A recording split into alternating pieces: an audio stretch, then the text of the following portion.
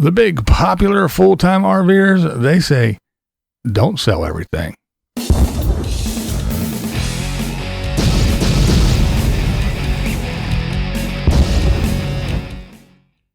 What's up, BlindViews? How's everybody doing today? All right. I just talked about her just the other day, and guess what? Montana Danna, she's back. Yeah, that's right. She made her appearance on Instagram, and now she made an appearance right here on the YouTubes. That's right. She said she is back. She's going to be posting again, but she is only going to be posting maybe once a month, but it's going to be bigger, better, more production, and things of that nature. But I am posting next Wednesday, so mark your calendars. I have a new video coming up, and I will be traveling as well. So going to be doing kind of a combination of everything I've ever done on my channel.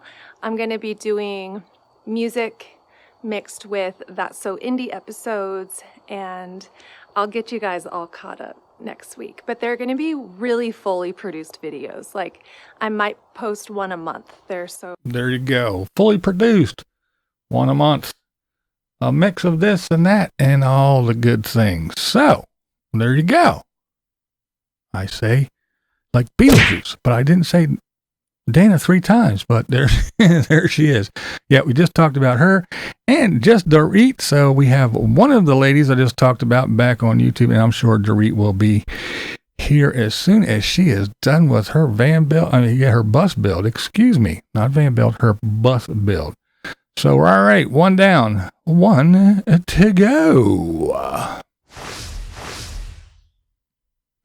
All right, let's jump over to Grateful Glamper. Like this channel. I really do like this channel. They make really good videos, good topics, good subjects to talk about. And here's something I often say, but hey, I'm sitting here in the studio. I'm just an old blind guy. I ain't out there doing it, so no one listens to me. How about you listen to some of the big full-time RVers, the ones that have big channels, get lots and lots of views, and have lots of money and are doing well in life. Well, Grateful Glamper, they talk about one of the people that they like and watch all the time is Keep Your Daydream. That's right, KYD.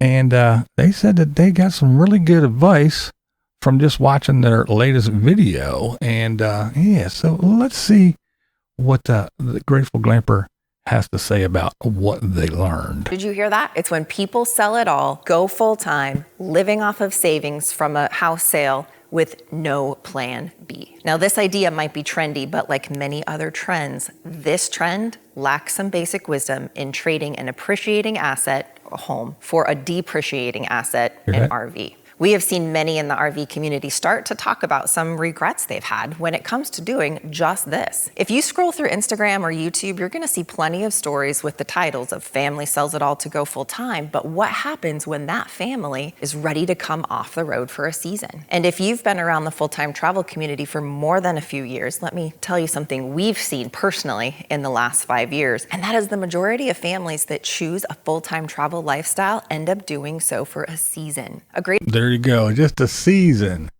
And yeah, it's something you see a lot, and it's happening more and more around here on the YouTube. If you pay attention to what's going on, more and more people are looking for land or a house or something. They're looking for that spot, whether it be the pandemic and finding that, hey, you know, because a lot of them bragged, well, if shit hits the fan, then we're all ready because we're self-sufficient. We got our toilet, we got our bucket, or whatever it be, and we have solar, and we're ready to go. But hey, you still pay bills and do things and drive around, and everything affects you just the same because it's a digital world.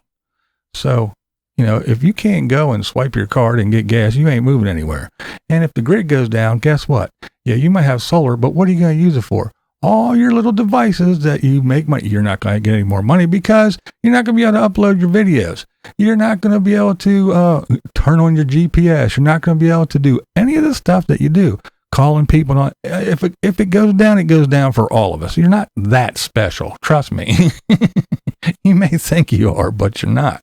But the main point about this is, they say, don't be fooled by the trends and the Instagram posts and all these YouTube videos. Sell everything. Quit your job. Move into an RV. Come live your childlike wonder. Skip through the desert. The clouds open up and the rainbows come down and the sun shines on you and all your cares and worries just get washed away. Well, it's all horseshit. And everybody knows it's horseshit because it's just, look, again, it's living.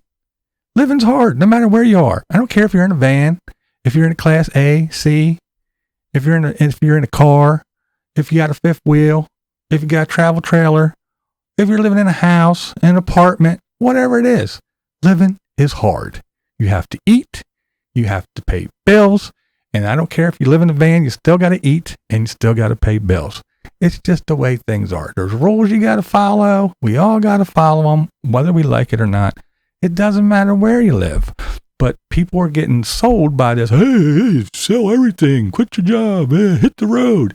And yeah, so you sell your house, and you go out there and you take your money because, look, if you're going to get a decent, something to live in, oh, I found one for $20,000 with 400,000 miles on it, and I drove it across the country 87 times for 15 years, and I never had a problem. I didn't even change the oil. Well, yeah, you're full of shit too.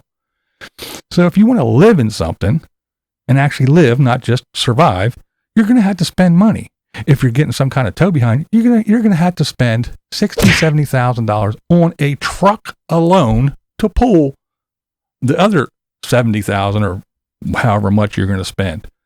Or you're going to spend $120,000, $125,000, $150,000 on an RV. Yeah, that's a house in some places. No, I'm not talking about Vancouver or over in California where, a shoebox costs $3 million. No, I'm not talking about that. I'm talking about normal, everyday, average people, real people with half a brain.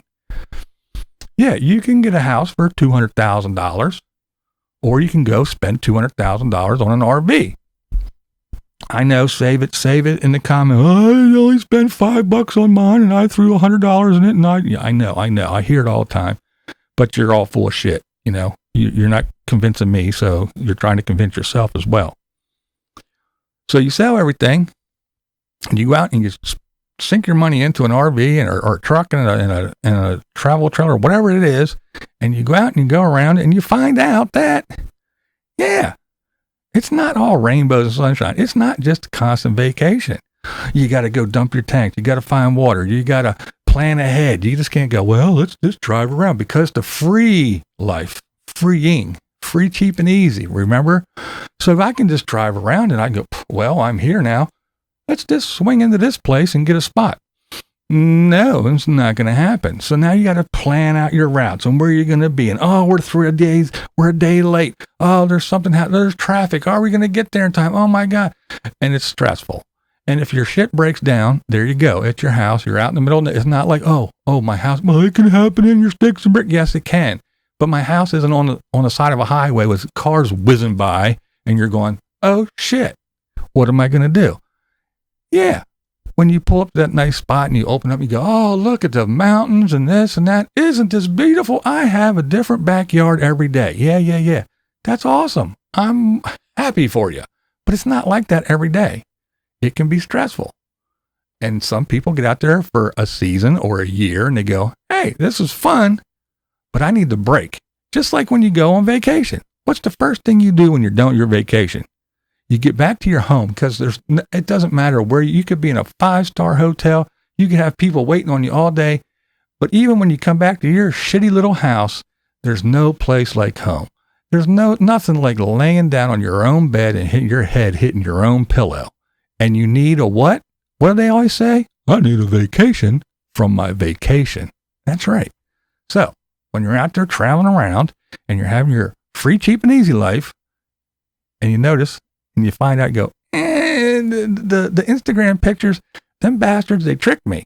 And all these YouTubers telling me how great it is. Do it now. Don't think about it. Do it now. If you think about it, you're not going to do it. Just jump into it and do it now. Yeah, because if you think about it, you're going to go, fuck, I am smarter than that. This isn't a very good idea. And you won't do it. That's why they tell you, don't think about it. Just jump into it if you want to do it. Because now you're out there and you go, okay, this is fun. I want to do it again, but not all the time. Not every day. We should have never sold our house. So now what are you going to do? You go back and go, well, we can go buy another house, right? Oh, yeah, the housing market, everything turned to shit. Prices are out through the roof.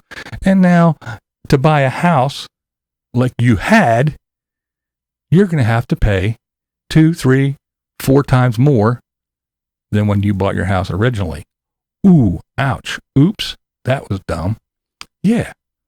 So what do? You either spend more than you want to get a house like you had, or you have to go way back and you have to go into either a shittier neighborhood or into a shittier house because times have changed in that short year or two that you were out on the road living the dream and listening to everybody on YouTube and listening to the babble and seeing the pretty pictures on Instagram. You got duped, you got scammed, you got tricked. Now, I'm not saying it's not fun, and I'm not saying anybody that does it is dumb. To run around and run away and look at Instagram and see all the beautiful pictures out the back doors of 2 open doors of the vans and go, oh, I want to do that. I'm going to sell my house, quit my job, and I'm going to be a famous YouTuber and an Instagram influencer. And look at all these beautiful pictures I can take from just traveling around in my vehicle. And like they said, remember, your house appreciates. That vehicle depreciates quickly, very, very quickly. And you can get yourself into a bind when you go, yeah, it's fun, but I don't want to live like this. I would love to have I would love to be able to have an RV and jump in it and go for a month or 2 and come back, but I don't want to live in one and go, this is my home now, and go find the Bob and skip through the fucking desert holding his hand, living my childlike wonder. Because I know it's not going to happen. It's all a pipe dream. And I am just a little bit smarter than that. All right, let's talk about RV Rebel Girl. That's right, Carolyn. She is working on her van, on her ceiling. That's right. Oh, what a feeling when you're working on the ceiling.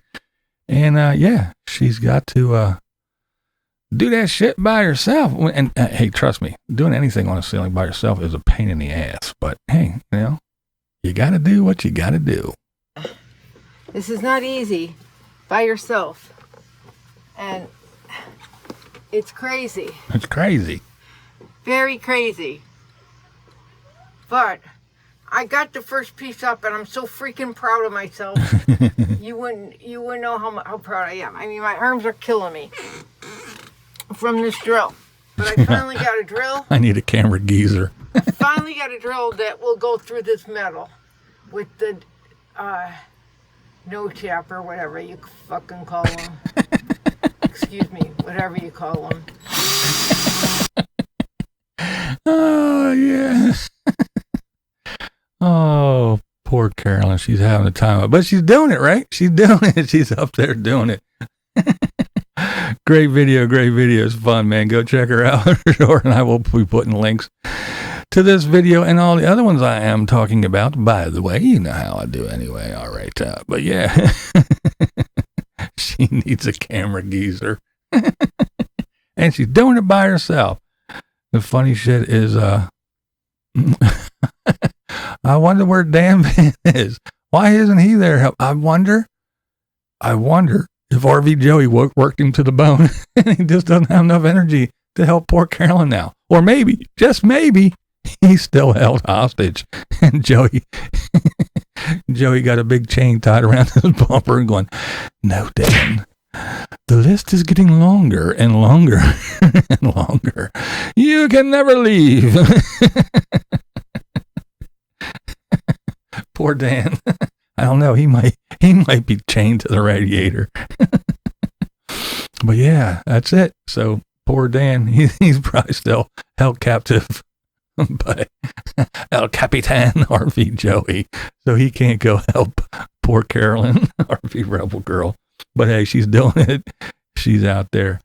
And so go check her out for sure. And while you're doing that, tonight, don't forget to check me out tonight right here. That's right, 7 p.m. Eastern time. Come check us out. We're going to have some fun. It's all about you. You. That's right. You're going to pick the topics. Whatever we're going to talk about is going to be about you. If you want to ask me questions, if you want to talk about whatever, ask my opinion of something, it's all about you. I'm going to pay attention to the chat, and we are going to just interact. It's all about you. That's right. You're doing the work. I'm just going to sit back and answer questions. I'm going to make you do all the work, but it'll be fun. And hey, you don't have to agree with me. You don't have to believe me. You got to come check it out for yourself. But hey, you don't have to agree with me. That is never the point here. This is BlindViews, and that's the way I see it. What we do here is go back.